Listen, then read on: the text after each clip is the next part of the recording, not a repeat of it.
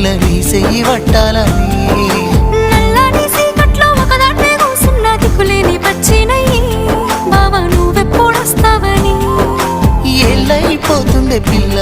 ఎన్నెలొచ్చింది మన బతుకులా ఏలైపోతుంది పిల్ల ఏలు వట్టంగా వస్తున్నాయా ఇన్నాళ్ళ ఎడబాటు ఎడవాసిపోతుందిలే ఈ సీనయ్య గుంటున్నదే సినదారా నీ కోసము ఈ దూరాన్ని చెరుపుతూ తీరాల కగిలింది అందాల ఈ మానవు